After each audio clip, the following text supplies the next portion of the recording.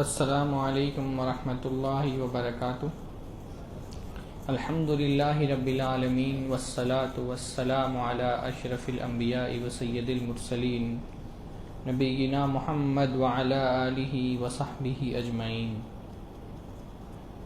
اعوذ باللہ السمیع العلیم من الشیطان الرجیم من ہمزہ ونفخہ ونفثہ۔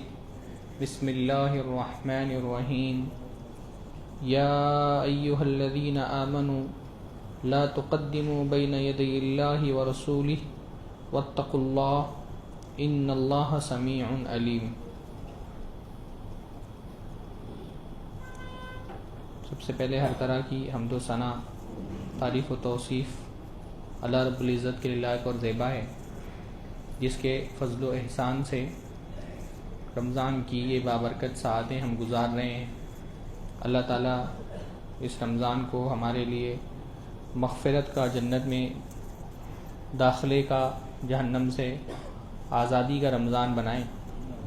اللہ رب العالمین کے رمضان جب ختم ہو تو ہمارا کوئی گناہ ایسا نہ بچے جس کو اللہ نے بخشا نہ ہو، اور ہم اس رمضان سے پاک صاف ہو کر کے ایسے نکلیں جیسے بچہ اپنی ماں کے پیٹ سے نکلتا ہے تو ہر طرح کے گناہوں سے پاک اور صاف ہوتا ہے۔ آج کے درس کے لیے سورہ حجرات کا انتخاب کیا گیا ہے۔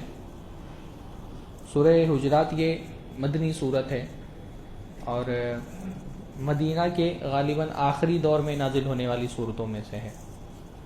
سورہ حجرات کے مضامین بہت منفرد ہیں، خاص طور پہ ایک مسلم معاشرے میں مسلمانوں کا آپس میں تعامل کیسا ہونا چاہیے، ایک دوسرے کے ساتھ تعلقات کیسے ہونی چاہیے، اس کا بھی ذکر ہے۔ بنیادی طور پہ 3 رشتے ہوتے ہیں ہماری زندگی میں، اللہ سے رشتہ ہوتا ہے، اور رسول اللہ سے رشتہ ہوتا ہے، اور مسلمانوں کا آپس میں ایک دوسرے سے رشتہ ہوتا ہے۔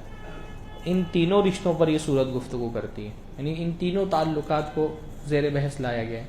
اللہ سے تعلق کیسا ہونا چاہیے، رسول اللہ سے تعلق کیسا ہونا چاہیے، اور مسلمانوں کا آپس میں ایک دوسرے کے ساتھ تعلق کیسا ہونا چاہیے۔ جو مسلمانوں میں نیک لوگ ہیں ان سے کیسے تعلق ہونا چاہیے، اور جو مسلمانوں میں فاسق ہیں ان کے ساتھ کیسے تعلق ہونا چاہیے، یہ ساری باتیں سورہ حجرات میں۔ حالانکہ سورت صرف تقریباً 2.5 صفحات پر ہی مشتمل ہے، بہت لمبی سورت نہیں ہے، پر مضامین کے اعتبار سے بہت رچ سورت ہے، بہت اہم سورت ہے۔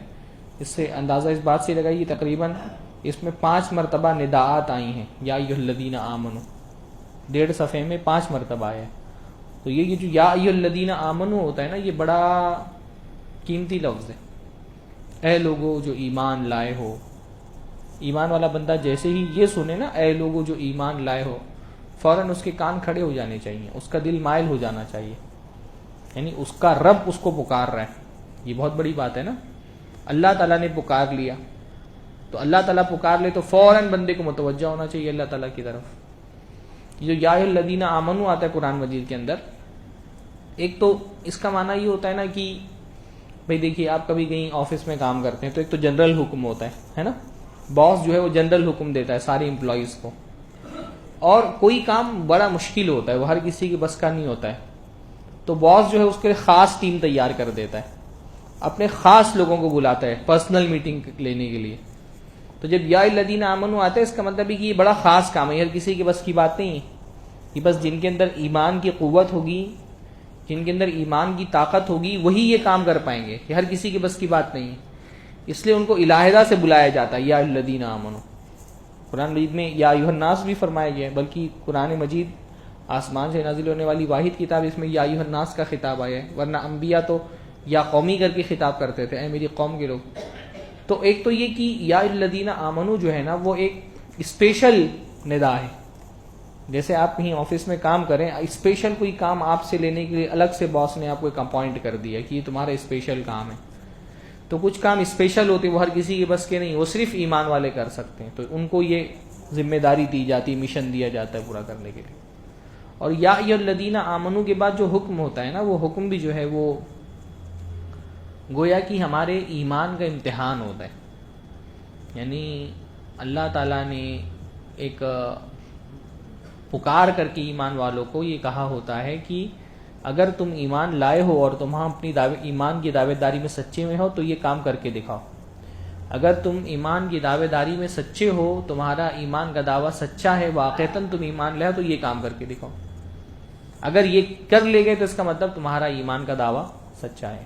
اگر یہ امتحان ہے، یہ آزمائش ہے، یہ تمہارے ایمان کو تولنے کا ایک ذریعہ ہے، اگر یہ کام کر لے گئے تو تمہارا ایمان کا دعویٰ سچا ہے. تو سورہ حجرات میں تقریباً 5 مرتبہ اللہ نے یا ایھا الذین آمنوا پکارا. پہلی ندا ہے پہلی آیت کے اندر، یا ایھا الذین آمنوا لا تقدموا بین یدی اللہ ورسولہ، اے لوگو جو ایمان لائے ہو اللہ اور اس کے رسول سے آگے مت بڑھو. واتقوا اللہ، اللہ سے ڈرو، اللہ کا تقوی اختیار کرو. ان اللہ سمیع علیم، بے شک اللہ تعالیٰ سننے والا اور جاننے والا ہے. اللہ اس کے رسول سے آگے مت بڑھو، یہ کیا مطلب ہوتا ہے اللہ اس کے رسول سے آگے بڑھنا؟ اللہ اس کے رسول سے آگے بڑھنے کی بہت ساری صورتیں. سب سے پہلی صورت تو یہ ہے اللہ کے رسول اور اللہ اس کے رسول سے آگے بڑھنے کی، کہ بندہ اپنے آپ کو اللہ اور اس کے رسول سے آزاد کر لے، کہ میں آزاد ہوں، میں اپنی زندگی کے ہر معاملے میں آزاد ہوں. میں یہ نہیں دیکھوں گا اللہ کے رسول نے اللہ نے کیا حلال کیا کیا حرام کیا. لبرل طبقہ ہوتا ہے نا، اس کو یعنی میری زندگی میری مرضی، میرا جسم میری مرضی، مجھے یہ نہیں دیکھنا اللہ اس کے رسول نے کیا حلال کیا یا حرام کیا. سب سے بدترین آگے بڑھنا یہی ہے کہ بندہ اللہ اس کے رسول کے احکام سے آزاد ہو جائے. مسلمان آزاد نہیں ہو سکتا. مسلمان ہونے کا مطلب ہی ہے پابند ہونا. مسلمان کسی بھی صورت میں آزاد نہیں ہو سکتا. مسلم مطلب ہی ہوتا ہے جو پابند ہو. تو ہم پابند ہیں، ہم آزاد نہیں ہیں، کسی بھی مسئلے میں آزاد نہیں زندگی کے، نہ کھانے پینے میں، نہ اٹھنے بیٹھنے میں، نہ سونے جاگنے میں، کہ کوئی ایسا معاملہ نہیں ہے ہماری زندگی کا جس میں ہم آزاد ہوں. ہم کوئی زندگی کا کام کرنا ہو، ہم کو پہلے اللہ اس کے رسول سے اجازت لینی ہے، معلوم کرنا ہے اس میں اللہ اس کے رسول نے کیا حلال کیا کیا حرام کیا ہے نا. کاروبار کرنے جا رہے ہیں، مسلمان ہیں، پہلا کام کیا ہے؟ معلوم کرو اس کاروبار کو اللہ اس کے رسول نے حلال کیا یا حرام کیا. کچھ کھانے جا رہے ہیں، پہلا کام کیا ہے؟ اللہ اس کے رسول سے معلوم کرو انہوں نے حلال کیا کہ حرام کیا ہے. شادی کرنے جا رہے ہیں، اللہ اس کے رسول سے اجازت، تو کون سی شادی حلال ہے کون سی حرام ہے. ہر زندگی کے کسی بھی مرحلے میں اللہ اس کے رسول کے حکام سے آزاد نہیں ہوا جا سکتا. حتیٰ کہ آدمی بیت الخلاء میں بھی جاتا ہے، وہاں بھی اس کو شریعت کے حکام کی پابندی کرنی ہے نا. وہاں بھی اس کو شریعت ہر معاملے میں اس پر اس کچھ پابندیاں عائد کی ہیں، ان سے بندہ آزاد نہیں ہو سکتا. ایک یہودی نے اللہ کے رسول صلی اللہ علیہ وسلم کے ایک صحابی کو تانا دیتے ہوئے کہا، نبیکم یعلمکم دینکم حتی الخراء، کہ تمہارا نبی تم کو ہر چیز سکھاتا ہے، یہ کون سا نبی ہے تم کو بیت الخلاء کے آداب بھی سکھا رہا ہے. تو صحابی نے کہا ہاں ہمارے کے رسول ہم کو ہر چیز سکھاتے ہیں، ہمارے رسول ہم کو بیت الخلاء کی بھی آداب سکھائے ہیں کہ ہم جب بیت الخلاء کے لیے جائیں تو قبلے کی طرف چہرہ نہ کریں، 3 پتھر سے کم سے استنجا نہ کریں، اور ہڈی اور گوبر سے استنجا نہ کریں، وہ بھی سکھا دیا. وہاں پہ بھی شریعت کے احکام کی پابندی کرنا ہے. مسلمان کی کوئی بھی زندگی اللہ اس کے رسول سے پرائیویسی نہیں ہوتی کسی بھی معاملے میں، کہ یہ میرا پرائیویٹ معاملہ ہے، اس میں اللہ اس کے رسول کے احکام سے کچھ لینا دینا نہیں. ایون بھائی سب سے قریبی معاملہ کیا ہوتا ہے؟ آدمی اپنی بیوی کے ساتھ ہوتا ہے نا، سب سے پرائیویٹ اس کے مومنٹ ہوتے ہیں، اس میں بھی اس کو اللہ کے رسول اور اللہ تعالیٰ کے احکام کی پابندی کرنی ہے. وہاں پر بھی وہ آزاد نہیں ہے، وہاں پر بھی وہ آزاد نہیں. وہاں پہ بھی کچھ احکام ہیں بیوی کے ساتھ تعلقات بنانے میں، کچھ حلال ہے کچھ حرام ہے، اس کو سیکھنا پڑے گا شادی کرنے سے پہلے، شادی کرنے کے بعد اس کی رعایت کرنی پڑے گی. تو مسلمان آزاد نہیں ہو سکتا اللہ اس کے رسول کے احکام سے. جو آزاد ہو گیا وہ مسلمان نہیں ہے، پھر اس کو پابندیاں عائد کرنی پڑے گی. بھئی یہ روزہ کیا ہے؟ روزہ اسی بات کی علامت ہے نا. روزہ جو ہم رکھتے ہیں، روزہ کیا ہے؟ اللہ تعالیٰ کی طرف سے، یعنی بندے کی طرف سے اللہ تعالیٰ کے لیے یہ ایک پیغام ہے کہ اللہ تعالیٰ میں کھانا کھانے کے معاملے میں بھی آزاد نہیں ہوں، پانی پینے کے معاملے میں بھی آزاد نہیں ہوں. کھانا میں تب کھاؤں گا جب تو اجازت دے گا کہ کھاؤ، اور جب تو کہے گا کھانا نہیں کھانا ہے تو نہیں کھاؤں گا، پابند ہو تیرے احکام کا. پانی میں جب پیوں گا جب تو کہے گا پیو، اور جب تو کہے گا پانی نہیں پینا ہے تو پانی نہیں پیوں گا، پابند ہوں میں تیرے احکام کا. وہ جو ایک ٹیگ لائن چلتی ہے نا فیمنسٹوں کی، میرا جسم میری مرضی، شریعت میں ایسا نہیں ہے. شریعت میں میرا جسم اللہ کی مرضی، میں اپنے جسم کے معاملے میں بھی آزاد نہیں ہوں. میرے جسم پر بھی مرضی کس کی چلے گی؟ اللہ کی. آنکھیں میری ہیں لیکن اللہ کے رسول صلی اللہ علیہ وسلم نے جو بھوے ہیں ان کو کاٹنے سے منع کیا ہے, دانت میں فاصلہ کرنے سے منع کیا ہے. جسم میرا ہے, اللہ کے نبی صلی اللہ علیہ وسلم نے اس پہ گدنا گدوانے سے منع کیا ہے. تو آدمی نے میرا جسم میری مرضی, نہیں, جسم میرا بھی نہیں ہے. جسم میرا کیسے ہو گیا؟ ہمارا جسم ہمارا تھوڑی نہ ہے, ہم نے تھوڑی نہ اپنا جسم بنایا. جسم اللہ نے دیا ہم کو, یہ اللہ کا جسم ہے اور اس پہ اللہ کی مرضی چلتی ہے. تو ایک تو اللہ کے رسول سے آگے بڑھنا یہ ہے کہ بندہ آزاد ہو جائے کہ میں ہی اپنی مرضی سے چلوں گا, میں یہ نہیں دیکھوں گا رسول کس راستے پہ جا رہے ہیں. اس کو رسول کے پیچھے چلنا ہے. جنت میں جانا ہے تو رسول کے پیچھے چلنا پڑے گا. اللہ اس کے رسول سے آگے بڑھنے کی ایک صورت ہے بدعت, دین میں بدعتیں ایجاد کرنا. بدعتی جو ہے وہ کیا سوچتا ہے, میں اللہ کے رسول سے آگے بڑھ جاؤں گا. اللہ کے رسول نے 2 عیدیں منائی, میں 3 عید بناؤں گا. اللہ کے رسول سے زیادہ عیدیں, 4 عید بناؤں گا. ابھی تو وہ چوتھی عید تک عید میلاد مناتے تھے, اب وہ تو چوتھی عید کون سے مہینے میں مناتے ہیں؟ ہاں, عید غوثیہ سنا ہے کبھی آپ نے نام؟ ابھی ایک آہستہ آہستہ جو ہے نا وہ ایک چوتھی عید, یعنی جیسے جیسے مولوی کی ضرورتیں بڑھ رہی ہیں ویسے ویسے امت میں عیدیں بڑھتے جا رہی ہیں. ابھی ایک نئی عید آ رہی ہے عید غوثیہ, کچھ دنوں بعد آپ سنیں گے, پھر اچھے سے مشہور ہو جائے گی وہ. تو بدعتی کیا سوچتا ہے, میں اللہ کے رسول سے بھی آگے بڑھ جاؤں. اللہ کے رسول نے 2 عید منائی, میں 4 مناؤں گا. اللہ کے رسول نے اتنی نمازیں, اللہ کے رسول سے زیادہ نمازیں پڑھوں گا. نئی نئی نمازیں ایجاد ہو رہی بھائی. ایک صلاۃ غوثیہ بھی ہے, ایک صلاۃ غوثیہ بھی ہے. وہ پتہ نہیں کیسے کچھ قبلے کے علاوہ کہیں اور چہرہ کر کے بغداد وغیرہ کی طرف ایسا کچھ پتہ نہیں کیسے نماز پڑھتے ہیں. یہ بدعتی کیا سوچتا ہے, میں اللہ کے رسول سے زیادہ کر کے دکھا دوں. اللہ کے رسول سے زیادہ کوئی متقی نہیں ہو سکتا. پیچھے چلنا ہے اللہ کے رسول کے, آگے نہیں بڑھنا ہے. بدعتی آگے بڑھنے کی کوشش کرتا ہے ہر چیز میں. جہاں دعائیں نہیں ہیں وہاں بھی دعائیں مانگے گا. بھئی اللہ کے رسول نے وضو سے پہلے بتایا بسم اللہ بول رہے ہیں, وضو کے بعد بتایا کلمہ پڑھنا ہے اللہم اجعلنی من التوابین واجعلنی من المتطہرین. اب بدعتی بولتے ہیں یہ بیچ میں تو کوئی دعا ہے ہی نہیں, میں ادھر بھی دعا مانگوں گا. منہ دھونے کی بھی الگ دعا, ہاتھ دھونے کی الگ دعا, پیر دھونے کی الگ دعا. ہاں, فل کرتا ہے ہر جگہ پہ. اس کو لگتا ہے کچھ چھوڑ دیا اللہ کے رسول نے تو جو اللہ کے رسول نے چھوڑ دیا وہ میں بڑھا دوں. درود پڑھنا ہے نماز اذان کے بعد تو وہ اذان سے پہلے ہی درود بھی شامل کر لیا اس میں. اللہ کے رسول سے آگے بڑھ جائے گا. جنت کے راستے پہ تو کوئی اللہ کے رسول سے آگے نہیں بڑھ سکتا. بدعتی آگے بڑھنے کی کوشش کرتا ہے. بعض صحابہ ہیں, بہت مشہور حدیث ہے کہ صحابہ بعض آئے حضرت عائشہ کے پاس اور اللہ کے رسول کے معمولات دریافت کی کہ اللہ کے رسول صلی اللہ علیہ وسلم کیا کام کرتے ہیں, دن بھر میں کتنی عبادتیں کرتے ہیں. حضرت عائشہ نے بتایا کہ رات میں نماز بھی پڑھتے ہیں اللہ کے رسول, سو بھی جاتے ہیں. اللہ کے رسول کسی دن روزہ رکھتے ہیں, کسی دن نہیں بھی رکھتے ہیں. سارے معمولات بتائیں. کأنہم تقالوہا, حدیث کے اندر آتا ہے صحابہ کو لگا اللہ کے رسول کم کرتے ہیں. سوچا شاید اللہ کے رسول بخشے بخشائے ہیں تو اللہ کے رسول زیادہ نہیں کرتے ہوں گے, پر ہم تو بخشے بخشائے نہیں ہیں تو ہم کو اور کرنا پڑے گا. تو ایک نے کہا میں پوری زندگی شادی نہیں کروں گا, بیوی بچوں کا جھنجٹ ہی نہیں چاہیے, صرف اللہ اللہ کرتا رہوں گا. ایک نے کہا میں روزانہ روزہ رکھوں گا, کسی دن بغیر روزے کے نہیں رہوں گا. ایک نے کہا میں پوری رات نماز پڑھوں گا, سوؤں گا ہی نہیں میں. کتنی اچھی نیت ہے, کتنے بڑے بڑے کام سوچ لیے. اللہ ہی کے لیے کر رہے تھے نا, اللہ ہی کے لیے کر رہے تھے. یہ بول کے چلے گئے. جب اللہ کے نبی آئے تو حضرت عائشہ نے بتایا کہ 3 لوگ آئے تھے, ایسا ایسا بول کر کے گئے. تو اللہ کے رسول صلی اللہ علیہ وسلم نے صحابہ کو جمع کیا. غصہ ہو گئے اللہ کے رسول. اللہ کے رسول نے فرمایا ان اخشاکم باللہ واتقاکم انا, تم میں سب سے زیادہ اللہ سے ڈرنے والا, سب سے زیادہ اللہ کا خوف رکھنے والا میں ہوں. ولکن اصوم وافطر, لیکن میں کسی دن روزہ رکھتا ہوں, کسی دن نہیں بھی رکھتا ہوں. میں سوتا بھی ہوں, نمازیں بھی پڑھتا ہوں رات میں. واتزوج النساء, عورتوں سے شادیاں بھی کرتا ہوں. فمن رغب عن سنتی فلیس منی, جو میری سنت کو چھوڑ دے گا وہ میرے طریقے پہ نہیں ہے, پھر وہ ہم میں سے نہیں ہے جو میری سنت کو چھوڑ دے. اللہ کے رسول سے آگے بڑھنے کی کوشش مت کرو. جتنا اللہ اس کے رسول نے بتا دیا اتنا انشاءاللہ تعالیٰ کافی, اتنا تو کر لو. ضرورت کیا ہے آگے بڑھنے کی؟ کیا اللہ کے رسول نے جو دین دے دیا ہمارے لیے کافی نہیں؟ ہم کو نئی نئی چیزیں ایجاد کرنے کی کیا ضرورت ہے؟ بھئی جو ہمارے کہتے ہیں بدعت حسنہ, ضرورت کیا ہے اس کی؟ صحیح ہے کہ نہیں صحیح ہے تو بات کی بحث ہے. کیا ضرورت ہے نئی بدعت ایجاد کرنے کی؟ کیا اللہ تعالیٰ کا دین کافی نہیں ہے؟ جتنے دین پر صحابہ نے عمل کر لیا, اللہ کے رسول نے بتا دیا, کیا اتنے پہ عمل کر کے ہم جنت نہیں چلے جائیں گے؟ اور نئی آپ کو یاد کرنی ہے, نئی نمازیں ایجاد کرنی, اس کی ضرورت کیا ہے؟ پیچھے رہو اللہ کے رسول کے, آگے بڑھنے کی کوشش مت کرو. بدعتی ہر زمانے میں وہ یہ سوچتا ہے میں کچھ ایسا کروں جو اللہ کے رسول نے بھی نہیں کیا ہے, وہ کر کے دکھاؤں. اہل حدیث کیا بولتا ہے؟ جتنا اللہ کے رسول نے کر لیا اتنا کافی ہے, ہم کو اور زیادہ ادھر ادھر بحث میں پڑھنے کی ضرورت نہیں ہے.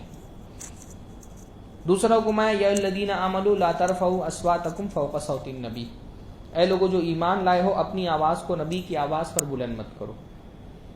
ایک تو یہ حکم جو ہے ولا تجہروا لہ بالقول کجہر بعضکم لبعض, اور اللہ کے رسول کو ویسے مت پکارو تیز آوازوں میں جیسا آپس میں ایک دوسرے کو پکارتے. رسول کی آواز پر آواز بلند نہیں کرنا. تو ایک حکم تو اللہ کے نبی کے زمانے میں جو لوگ تھے ان کے لیے تھا کہ اللہ کے رسول صلی اللہ علیہ وسلم کی مجلس میں اگر ہو آہستہ بولو. رسول اللہ کا احترام بہت زیادہ ہے اللہ تعالیٰ کے یہاں پر. صحابہ کرام جو ہے نا, یہ جب آیت نازل ہوئی تو ایک صحابی کی آواز فطری طور پہ بلند تھی. مطلب کچھ لوگ ہوتے ہیں نا ان کی آواز ہی بلند, بڑی ایسی آتیزی آواز ہوتی ہے, تو اللہ نے فرمایا کہ تمہارے اعمال ضائع ہو جائیں گے اگر رسول کی آواز پر اپنی آواز بلند کرو گے. انہوں نے اپنے آپ کو گھر میں قید کر لیا کہ میں اب جاؤں گا نہیں اللہ کے رسول کے سامنے, میری تو بلند کہیں ایسا نہ ہو تھوڑا سا اللہ کے نبی کے سامنے تیز آواز نکل جائے, میرے سارے نیکیاں ہی میری تباہ ہو جائیں. تو ایک تو اللہ کے نبی کے زمانے میں جو لوگ تھے ان کے لیے نصیحت تھی کہ نبی جب بات کریں چپ چاپ سنو. صحابہ کرام اس لیے جب اللہ کے نبی گفتگو کر رہے ہوتے تھے صحابہ ایسے بیٹھتے تھے جیسے لگتا تھا کہ ان کے سروں پہ پرندہ بیٹھا ہوا ہے, کأن علی رؤوسہم الطیر, ایسا لگتا تھا پرندہ سروں پہ بیٹھا ہوا ہے کہ ابھی اگر ہل گئے پرندہ اڑ جائے گا, اتنا سکون سے. تو ایک تو یہ اللہ کے رسول کی آواز پہ آواز بلند نہیں کرنی, اللہ کے رسول کا احترام کرنا. ایمان والے بندے پر اللہ کے رسول کے حوالے سے جو چیزیں واجب ہے اس میں سے ایک یہ بھی ہے نبی کی تعظیم, حد درجہ احترام. کائنات میں سب سے زیادہ احترام کس کا ہے؟ پیارے نبی محمد رسول اللہ صلی اللہ علیہ وسلم کا ہے. بھائی اللہ نے اتنا احترام کیا ہے, اللہ احترام کرنے والے اپنے نبی کا. قرآن مجید میں اللہ تعالیٰ نے مختلف نبیوں کو ان کے ناموں سے پکارا, یا آدم, یا زکریا, یا عیسیٰ, یا نوح. ہاں, اکثر نبیوں کو اپنے ان کے نام سے پکارا, ہر نبی کو اس کے نام سے پکارا. اللہ کے نبی صلی اللہ علیہ وسلم کو کبھی بھی یا محمد نہیں کہا, یا تو یا ایھا النبی کہا, یا تو یا ایھا الرسول کہا, یا ایھا المدثر, یا ایھا المذکر. کہیں بھی اللہ کے نبی کو یا محمد نہیں کہا, اللہ کے نبی کو نام لے کے نہیں پکارا. یہ اللہ کے نبی کی تعظیم ہے. بہت اللہ کے یہاں اللہ کے نبی صلی اللہ علیہ وسلم کا بہت زیادہ رسپیکٹ ہے. تو اللہ کے یہاں بہت رسپیکٹ ہے تو اہل ایمان کو بھی بہت رسپیکٹ کرنا چاہیے اللہ کے رسول کا, بہت تعظیم کرنی چاہیے. کہیں بھی اللہ کے نبی کی تعظیم میں غلو ہو گئے, وہ اللہ کے نبی کی تعظیم میں کہیں بھی اگر منافی اس کے کام ہو گیا, گستاخی ہو گئی اللہ کے نبی سے, ساری نمازیں, روزے, حج, زکوٰۃ سب دھرے کے دھرے رہ جائیں گے. اگر نبی کی شان میں گستاخی ہو گئی, بہت بڑا گناہ ہے نبی کی شان میں گستاخی. ہاں, تو ایک تو یہ ہے نبی کی آواز پہ اپنی آواز بلند مت کرو, نبی کی موجودگی میں تیز آواز میں بات مت کرو. کہ ہمارے یہاں ایک طبقہ ہے نا صلاۃ و سلام پڑھتا ہے, بندہ اللہ کے رسول صلی اللہ علیہ وسلم آتے ہیں, بھائی وہ تو اللہ کے رسول صلی اللہ علیہ وسلم آتے نہیں آتے, یہ تو ایک الگ بحث ہے, وہ تو اپنے آپ میں ہی غلط عقیدہ ہے کہ اللہ کے رسول آتے ہیں. پر اللہ کے رسول اگر واقعتاً آتے ہیں تو پھر اللہ کے رسول کے سامنے چیخ چیخ کے سلام کیوں پڑھتے ہو؟ اللہ کے رسول کے سامنے تو آواز دبا کے رکھنے کو کہا گیا ہے نا. تم کہتے ہو اللہ کے رسول آتے ہیں تو اللہ کے رسول آ جائے تو چلانا نہیں, تب تو آہستہ آوازیں بند کر لینی ہے اپنی احترام میں, کہ چیخ چیخ کر کے سلام پڑھنا ہے. عجیب لوگ ہیں. اچھا, ان کی مسجدوں میں یا محمد کہیں بھی لکھا بھی ہوتا ہے, بولتے بھی ہیں یا محمد یا محمد. اللہ تعالیٰ اپنے نبی کو یا محمد. صحابہ کرام کبھی بھی اللہ کے رسول کا نام نہیں لیتے تھے اللہ یہ کہ کہیں پہ صراحت کرنا ضروری ہو. پورا آپ حدیث کا ذخیرہ اٹھا دیں, کہیں پہ بھی آپ کو قال محمد نہیں ملے گا. صحابہ اللہ کے نبی کا نام نہیں لیتے تھے. ہاں, کہیں پہ تصریح کرنا, وضاحت کرنا ضروری ہو, جیسے درود ہے, جیسے کلمہ پڑھنا ہے تو وہاں پہ محمد رسول اللہ بولنا ہی پڑے گا. درود پڑھنا ہے تو اللہم صلی علی محمد بولنا پڑے گا. ورنہ اللہ کے رسول صلی اللہ علیہ وسلم کا نام صحابہ نہیں لیتے تھے. جہاں بھی آپ حدیث پڑھیں گے قال النبی صلی اللہ علیہ وسلم, قال رسول اللہ صلی اللہ علیہ وسلم, نبی صلی اللہ علیہ وسلم نے ایسا فرمایا, رسول اللہ صلی اللہ علیہ وسلم نے ایسا فرمایا, ہے نا. ہم الحمدللہ نبی کا نام لینے میں بھی ہم صحابہ کے منہج کے متبع ہیں. اس لیے اہل حدیث علماء کو آپ دیکھیں گے یا تو وہ یہ کہتے ہیں اہل حدیث علماء یہ اللہ کے رسول نے فرمایا, اللہ کے نبی نے فرمایا, اور کچھ نہیں بولتے, ہے نا. اس سے بڑا اور کیا مرتبہ ہوگا؟ اللہ کے رسول نے فرمایا, اللہ کے نبی نے فرمایا. تاجدار کونین اور کیا کیا سب ایک ہوتے نہیں, شمع رسالت کے پروانوں. ہمارے یہاں الحمدللہ ہم اللہ کے نبی کا نام بھی ویسا لیتے ہیں جیسا, ہم اللہ کے نبی صلی اللہ علیہ وسلم کا تذکرہ بھی ویسا کرتے ہیں جیسا صحابہ کرام کرتے ہیں. تو ایک تو نبی کی مجلس میں یہ ہے کہ نبی کی آواز پر اپنی آواز بلند مت کرو، نبی کی وفات کے بعد نبی کی بات پر اپنی بات بلند مت کرو، نبی کی بات آ گئی ختم، اب اور بحث نہیں کرنا ہے کوئی۔ جب نبی کی آواز پر آواز بلند نہیں کر سکتے تو نبی کی بات سے اپنی بات اونچی کیسے رکھ سکتے ہیں؟ ما كان لمؤمن ولا مؤمنة اذا قضى الله ورسوله امرا ان يكون لهم الخيرة من امرهم، مومن مرد مومن عورتوں کے لیے حلال ہی نہیں ہے کہ اللہ اس کے رسول کا فیصلہ جاننے کے بعد ان کے پاس کوئی آپشن باقی رہے کہ چاہو تو مانو یا نہ مانو، نہیں، رسول کا فیصلہ آ گیا، بات ختم، میٹر کلوز، اب ماننا ہی ہے۔ اب یہ نہیں بول سکتے کہ ٹھیک ہے اچھا اللہ کے رسول کی بات ہے دیکھتے ہیں سماج میں قبول ہوگا تو مانیں گے، نہیں چلنے والا۔ سماج ایکسیپٹ کرے نہ کرے آپ کو کرنا پڑے گا، دیکھتے ہیں ہمارے مسلک کے مطابق ہوگا تو مانیں گے، نہیں تو نہیں مانیں گے، ہے نا۔ ہمارے معاشرے میں وہ لوگ جو بہت محبت رسول کی دعوے داری کرتے ہیں، جب ان کے مسلک کے خلاف کوئی سنت بتا دو تو بولتے نہیں ہمارے مسلک میں یہ نہیں ہے۔ ابھی میں تراویح پڑھا کہیں 1-2 مرتبہ پڑھنے کا اتفاق ہوا حنفی بھائیوں کی مسجد میں، کتنی سنتیں چھوٹ رہی ہیں، رکوع کرتے ہی سیدھا رکوع سے اٹھتے ہیں سیدھا رکوع سجدے میں جا رہے ہیں، رکوع کے بعد کی دعائیں اللہ کے نبی سے اتنی ساری ثابت ہیں، 2 سجدوں کے درمیان دعائیں ثابت ہیں، نہیں پڑھتے۔ کوئی جا کر کے حدیث بتائے گا تو کیا بولیں گے؟ ہمارے مسلک میں نہیں ہے۔ یعنی سنتیں ان کے یہاں کب قبول ہوتی ہیں؟ جب ان کے مسلک کے مطابق ہو تب۔ ہاں، سورہ فاتحہ 2 سانس میں پڑھتے ہیں، 2 سانس میں سورہ فاتحہ ختم، جہری نمازوں میں تراویح میں دیکھا ہوگا آپ نے نا، الحمدللہ رب العالمین الرحمن الرحیم مالک یوم الدین ایاک نعبد و ایاک نستعین پڑھ لیا، دوسری سانس میں باقی آیتیں۔ حدیث میں آتا ہے اللہ کے نبی کی سنت یہ ہے کہ اللہ کے رسول صلی اللہ علیہ وسلم سورہ فاتحہ پڑھتے ہوئے ہر آیت پر رکتے تھے، جیسے اہل حدیث کیا پڑھا جاتا ہے الحمدللہ رب العالمین الرحمن الرحیم مالک یوم الدین، ابھی حدیث ہے، اب یہ سنت جا کر کے ان کو دکھائیے، کیا بولیں گے؟ ہمارے مسلک میں نہیں۔ نبی کی سنت آنے کے بعد آدمی مسلک میں دیکھتا ہے کہ میرے مسلک کے مطابق ہے کہ نہیں ہے۔ یہ کیا ہے؟ مسلک کی بات کو نبی کی بات سے اوپر رکھنا نہیں۔ جیسے جب نبی کی آواز پر اپنی آواز بلند نہیں کر سکتے تو نبی کی بات پر اپنی یا کسی کی بات کیسے بلند کر سکتے ہیں؟ نبی کی بات آ گئی ختم، معاملہ آگے بحث ہی نہیں کرنا چاہیے کوئی۔ لوگوں کو بتاؤ وراثت کی تقسیم کا یہ معاملہ ہے، بیٹی کا اتنا حق ہے، بہن کا اتنا حق ہے، بولیں گے ہم کو نہیں پتا شریعت میں کیا ہے، کفر ہے کفر۔ یعنی ایک تو لوگ بہنوں کو جائیداد میں حصہ نہیں دیتے اور ان سے کہا جائے کہ یہ ایسا شریعت میں آیا ہے، بولے ہم کو شریعت نہیں بتاؤ، ہم کو نہیں معلوم شریعت کیا ہے، کفر ہے۔ حصہ نہیں دیا تو صرف حرام ہے، اگر حصہ شریعت کا انکار کر دیا کہ ہم کو مت بتاؤ شریعت میں کیا ہے، تب تو اسلام سے خارج ہو جائے گا، مسلمان نہیں جائے گا، کافر ہو جائے گا وہ۔ کتنے معاملات ایسے ہیں۔ ہاں، ہم نے جو ہے نا وہ زندگی میں معاشرے میں اپنے جو چیزیں رائج ہوتی ہیں اس میں ہم پھر شریعت نہیں دیکھتے، لوگوں سے بولو بس سادگی سے شادی کرو، بولیں گے ہم کو نہیں پتا، ہم نہیں کرتے سادگی سے، جہیز مت لو ہم لیں گے۔ ہاں، کوئی بندے نے دوسری شادی کر لی ہے اس کو مت ستاؤ، بیچارے کو مت پریشان کرو، نہیں ہم کریں گے، ہمارے یہاں پہ نہیں ہوتا، ہمارے یہاں تو نہیں چلتا ایسا۔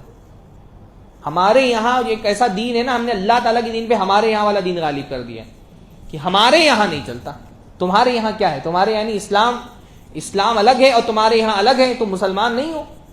کوئی مسئلہ دین کا پیش کرو تو لوگ بولیں گے نہیں، بولیں کم عمر میں بچے کی شادی کر دو مناسب عمر میں، ہمارے یہاں تو نہیں ہوتی۔ بھائی تمہارے یہاں کیا ہے؟ کیا تمہارے یہاں اسلام نہیں ہے؟ ہاں، تمہارے یہاں اور اسلام دونوں الگ الگ چیزیں کیسے ہو گئی؟ رسول کی بات آ گئی ختم معاملہ، ابھی اس میں بحث مباحثہ نہیں کرنا ہے۔ لڑکی سے پردہ کراؤ تو ہمارے یہاں تو اتنا کم عمری میں پردہ نہیں ہوتا ہے، کیا ہے یہ؟ رسول کی بات پر بھی اپنی بات کو بلند نہیں کرنا ہے، جیسے رسول کی آواز پر اپنی آواز کو بلند نہیں کرنا ہے۔ اللہ تعالیٰ نے فرمایا ایک بہت اہم حکم، یا الذین آمنوا ان جاءکم فاسق بنبأ فتبینوا ان تصیبوا قوما بجہالۃ فتصبحوا علی ما فعلتم نادمین۔ اے لوگو، جب کوئی فاسق خبر لے کے آئے تو اس کی تحقیق کر لو۔ کوئی اہم خبر ہو، اگر فاسق آدمی گنہگار آدمی وہ خبر لے کے آ رہا ہے، مانو مت، فوراً تحقیق کرو، ورنہ کیا ہوگا، اس کی خبر پہ اعتماد کر کے کوئی ری ایکشن دو گے اور بعد میں جب حقیقت پتہ چلے گی تو کیا ہوگا،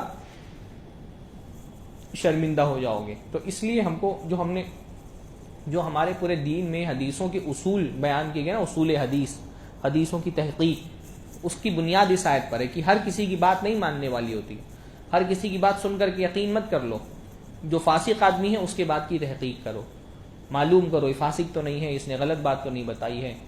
معاشرے میں بہت سارے لوگ ہوتے ہیں جو فتنہ پھیلانے والے ہوتے ہیں، جھوٹی خبریں یہاں سے وہاں لگاتے ہیں، ہاں، لوگوں کے درمیان فساد ڈالنے کے لیے۔ اللہ کے فرماتے ہیں سب سے بدترین لوگ وہ ہیں شر الناس، جن کے دو چہرے ہوتے ہیں، یاتی ہاولائی بوجہی و یاتی ہاولائی بوجہی، ایک چہرہ اس کے پاس لے کے آتا ہے، ایک چہرہ اس کے پاس لے کر کے آتا ہے نا۔ معاشرے میں ایسے لوگ، پہلے جیسے لوگ مرغے لڑاتے تھے نا، مرغے یا بکرے لڑاتے تھے، تو کچھ لوگ معاشرے میں ہوتے ہیں جن کو بھائیوں کو لڑانے میں مزہ آتا ہے، رشتہ داروں کو لڑانے میں مزہ آتا ہے، دوستوں کو لڑانے میں مزہ آتا ہے۔ ان کے پاس جا کے ان کی برائی کریں گے، ان کے پاس جا کے ان کی برائی کریں گے، دونوں کو لڑا دیں گے، جھوٹ بول کر کے لڑا دیں گے۔ یعنی اللہ تعالیٰ نے شریعت میں صلح کرانے کے لیے جھوٹ بولنے کی اجازت دی ہے کہ اگر دو لوگوں کے درمیان صلح کرانا ہو تو جھوٹ بول سکتے ہیں۔ دو لوگوں میں مان لیجیے نفرت ہے، اس کو بولو ارے یار وہ تو تم سے بڑی تعریف کرتا ہے تمہاری، بولتا ہے کہ تم سے وہ صلح کرنا چاہتا ہے، تم بات ہی نہیں کرتے ہو اس سے جا کے بولا یار وہ تو تم سے بات کرنا چاہتا ہے، تمہاری بہت تعریف کرتا ہے، تو بولتا ہے تم سے کوئی شکایت نہیں، حالانکہ اس نے نہیں بولا، جھوٹ بول دو تاکہ دونوں کے درمیان صلح ہو جائے۔ اللہ رسول نے فرمایا صلح کرانے والا جھوٹ بولنے والا نہیں ہے، اجازت دی ہے۔ تو شریعت نے صلح کرانے کے لیے جھوٹ بولنے کی اجازت دی ہے۔ ہمارے یہاں لوگ لڑانے کے لیے جھوٹ بولتے ہیں، ان کی بات ان کو پہنچا کے جھوٹی بات ان کو پہنچا کر کے دونوں کو آپس میں لڑا دیتے ہیں۔ ایسے لوگوں سے بہت ہوشیار رہنا چاہیے۔ کوئی بھائی، آپ کے بھائی کے بارے میں کوئی خبر آپ تک پہنچی، کان بند کر کے مان مت لو اس کی بات، پوچھو ڈائریکٹ جا کر کے۔ اب یہ مزاج بنا لو نا کہ اچھا ٹھیک ہے تم ایسا بول رہے ہو، ابھی میں فون لگاتا ہوں، بھائی کلیئر کرو فوراً معاملہ نا۔ کتنے رشتے ٹوٹنے سے بچ جائیں گے اگر ہم کلیئر کرنے والا مزاج بنا لیں۔ یا تو یقینی مت کرو، چھوڑو، بولنے دو اس کو، یا اگر کوئی تکلیف پہنچی ہے کلیئر کرو معاملہ، لگاؤ فون، پوچھو کہ یہ ایسا بول رہے ہیں۔ کیا ہوتا ہے نا معاشرے میں، آپ کوئی لوگ، بہت سارے لوگ جھوٹ نہیں بولتے، آدھا سچ بولتے ہیں، اور آدھا سچ جھوٹ سے زیادہ خطرناک ہوتا ہے۔ بات آپ کچھ بولتے ہیں، کسی اور کانٹیکسٹ میں بولتے ہیں، وہ بات اس میں نمک مرچیں لگا کر کے اس کو کچھ اور بنا دیتے ہیں۔ وہ ہمارے ابا ایک مثل بولا کرتے تھے یو پی کی کہ یک ہاتھ لوکی 9 ہاتھ بیا، کہیں کیسے کہیں کہتا ہے کہات، ہاں، ایک کسی نے کہا کہ 1 ہاتھ کی لوکی ہے اور اس کا بیج 9 ہاتھ کا ہے، تو پوچھنے والے نے پوچھا کہ ایسا کیسے ہو سکتا ہے، تو بولے کہتے کہتے ہو گیا، یعنی تھوڑا سا بڑا رہا ہوگا، ہاں، اب کسی نے اس کو آدھا ہاتھ بنا دیا، پھر کسی نے 1 ہاتھ بنا دیا، دوسرے نے سن کر کے 2 ہاتھ بنا دیا، پہنچتے پہنچتے 10 لوگوں تک پہنچ کر کے آپ کی اپنی بات اتنی بگڑ جاتی کہ آپ کو ہی نہیں سمجھ میں آتا کہ میری کون سی بات تھی جس کو یہ بنا دیا گیا، آپ کو خود ہی نہیں سمجھ میں آتا ہے۔ اس لیے ایسے لوگوں سے بہت ہوشیار رہنا چاہیے، اور خود بھی یہ رویہ نہیں اپنانا چاہیے، بغیر تحقیق کوئی بھی بات سنو بیان کر دو۔ اللہ نے فرمایا کفا بالمرء کذبا ان یحدث بكل ما سمع، آدمی کے جھوٹا ہونے کے لیے یہی کافی ہے کہ ہر سنی بات بیان کر دیتا ہے۔ ہر سنائی بات بیان نہیں کی جاتی ہے، بس سنا یہاں سے ادھر بات 10 لوگوں میں بتا دو، بغیر تحقیق کے بات فارورڈ ہی نہیں کرنا چاہیے، غیر ضروری بات فارورڈ ہی نہیں کرنا چاہیے۔ تحقیق بھی ہو جائے، جس چیز کی کوئی ضرورت نہیں، جس کا کوئی فائدہ نہیں دینی دنیاوی، اس کو کیوں لوگوں کے سامنے پھیلانا ہے؟ کسی کا گناہ پتا چل گیا، کسی کے گھر کا معاملہ پتا چل گیا، کیوں 10 لوگوں میں بیان کرنا؟ اس سے کیا فائدہ مل جانے والا ہے؟ ایمان والا بندہ فضول کی چیزوں میں، لغو چیزوں میں نہیں پڑتا، گوسپ میں نہیں پڑتا۔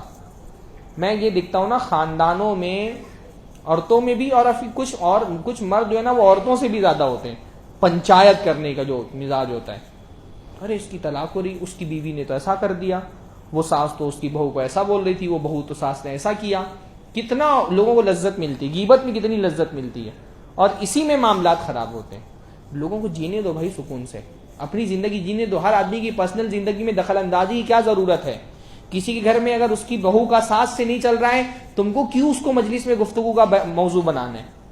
کیا مل جائے گا تم کو سوائے گناہ کے؟ غیبتیں کیوں کرنی ہے کسی کی؟ بعض سلف کہا کرتے تھے اگر مجھے کسی کی غیبت کرنی ہوتی تو میں اپنے والدین کی غیبت کرتا، کیونکہ میری نیکی کے سب سے زیادہ حقدار میرے والدین ہیں۔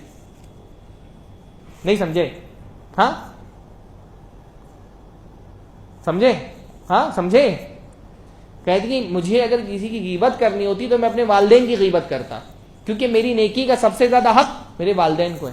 تو بھائی میری نیکی کسی کو ملے تو میرے والدین کو مل جائے، ان کی غیبت کروں گا تو میری نیکی ان کو مل جائے گی۔ ابھی مولانا کی غیبت کر کے کیا فائدہ آپ کو؟ آپ کی نیکی مولانا کو مل جائے گی۔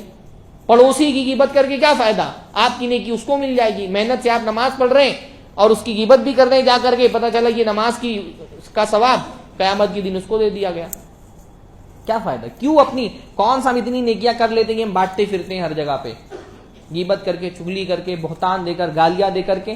یہ جو ہم گالیاں دے رہے تھے، گالی نہیں دے رہے ہوتے ہیں، اپنی نیکی بانٹ رہے ہوتے ہیں. میری نیکی، غیبت کر کے ہم غیبت نہیں کر رہے ہوتے، نیکیاں اپنی بانٹ رہے ہوتے ہیں. تو کیوں نیکیاں بانٹنا ہے؟ ویسے اتنی کم ہے، ہو ہی نہیں پاتی کوئی عبادت. تو اس سے بڑا بچنا چاہیے. پنچایت، یہ خاص طور پہ ہندوستان کے اندر نا یہ بڑا مسئلہ ہے پنچایت کرنے کا. مردوں میں ہے، عورتوں میں تو ہوتا ہی ہے، مردوں میں بھی ہے. دوسروں کے گھر کے معاملات ڈسکس کرنا مجلسوں کے اندر، دوستوں کے گھر کے معاملات، 4 دوست رہیں گے، 5واں نہیں ہے، اس کے گھر کے معاملات، ارے اس کی بیوی کا ایسا معاملہ ہے، اس کے شوہر کا ایسا معاملہ ہے. کیوں بحث کرنا ہے بھائی؟ ہاں، اتنی غیبتیں، ہماری مجلسیں غیبت سے پر ہوتی ہیں. وہ کسی شاعر نے کہا کہ وہ کہتے مخلصی ہے کہ یاروں کی بزم میں غیبت نکال دو تو فقط خاموشی بچے. یہ صورتحال ہو گئی ہے نا. وہ کہتے مخلصی ہے کہ یاروں کی بزم میں، مطلب اخلاص کا اتنا قحط ہے کہ اگر دوستوں کی مجلس سے غیبت نکال دو تو فقط خاموشی بچے. غیبت جتنی گئے مائنس کر دو تو پتا چلا اور کچھ بات ہی نہیں ہوئی ہے، خاموش رہے یا تو غیبت کی ہے. حالانکہ اللہ کے رسول فرماتے ہیں کہ یا تو اچھی بات کرو یا تو خاموش رہو. ہم یا تو غیبت کرتے ہیں یا تو خاموش رہتے ہیں. اللہ رحم فرمائے. پھر یہ بتایا کہ مسلمانوں میں اگر 2 لوگوں میں جھگڑا ہو جائے تو صلح کراؤ عدل کے ساتھ. ہاں، یہ بات لوگ سمجھتے ہیں غیر جانبدار رہنا یہ کوئی نیکی کا کام ہے. شریعت میں نیکی کا کام غیر جانبدار رہنا نہیں ہے، سپورٹ کرو جو آدمی حق پر ہے اس کو. یہ بات لوگ بولتے ہیں نہیں بھائی میں کسی کے پھڈے میں ٹانگ نہیں اڑاتا. یہ شریعت کا مزاج نہیں ہے. اڑاؤ ٹانگ، کیسے؟ صلح کرانے کے لیے. 2 لوگ جھگڑ رہے ہیں، دونوں میں صلح کراؤ، عدل کے ساتھ صلح کراؤ. فَأَصْلِحُوا بَيْنَهُمَا بِالْعَدْلِ. اللہ نے فرمایا صلح کراؤ، لیکن صلح عدل کے ساتھ ہونی چاہیے. یعنی بات صلح کرانے والے صلح کیسے کراتے ہیں کہ میرا کسی نے 10 لاکھ لے لیا، اب حق کیا بنتا ہے کہ 10 لاکھ میرا واپس کرا کے صلح کراؤ نا. بولیں گے ایسا کرو 5 لاکھ معاف کر دو، 5 لاکھ لے لو، صلح کر لو. اس کو صلح نہیں بولتے ہیں.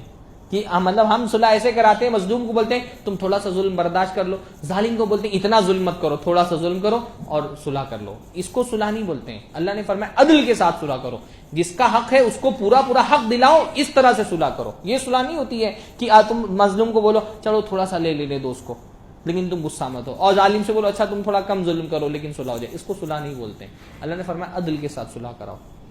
اسی طرح فرمائے ایمان والے آپس میں ایک دوسرے کے بھائی ہیں تو بھائی بن کر کے رہو آپس میں ایک دوسرے کے. مسلمان کہیں کا بھی ہو آپس میں، ہمارا سب سے قریبی رشتہ کیا ہے؟ اللہ سے، جو اللہ کی وجہ سے جو رشتہ ہے، ایمان کا رشتہ. تو مسلمان کو اپنا بھائی سمجھو، اور بھائیوں میں کوئی تفریق نہیں ہوتی ہے. بھائی کسی ملک کا ہو، کسی زبان کا بولنے والا ہو، کسی رنگ کا ہو، کسی نسل کا ہو، کسی ذات و برادری کا ہو، ہمارا بھائی ہے. ہم نے اپنے بھائیوں کے درمیان اتنی دراڑیں ڈال کر کے رکھی ہوئی ہیں، ذات، برادری، نسل. ہاں، ہم سمجھتے ہیں فلاں برادری کے ہم ہیں تو دوسری برادری کا ہے تو وہ ہم سے کمتر ہے. ہاں، یہ دراڑیں مت ڈالو، سب اللہ تعالیٰ کے بندے. فرمائے کوئی قوم کسی قوم کا مذاق نہ اڑائے. اسی طرح سے عورتیں عورتوں کا مذاق نہ اڑائیں. آپس میں ایک دوسرے کو برے لقب سے مت پکارو، اور بہت زیادہ بدگمانی کرنے سے بچو. بدگمانی بہت بڑا گناہ ہے. لوگوں کی جاسوسی مت کرو، ایک دوسرے کی غیبت مت کرو. بہت سارے احکام ہیں سورہ حجرات میں بیان کیے گئے. اللہ تعالیٰ سے دعا اللہ تعالیٰ ہم سب کو قرآن سمجھنے کی توفیق عطا فرمائیں اور اپنے اخلاق و کردار قرآن کے مطابق بنانے کی توفیق نصیب فرمائیں. وآخر دعوانا الحمدللہ رب العالمین. السلام علیکم ورحمۃ اللہ وبرکاتہ.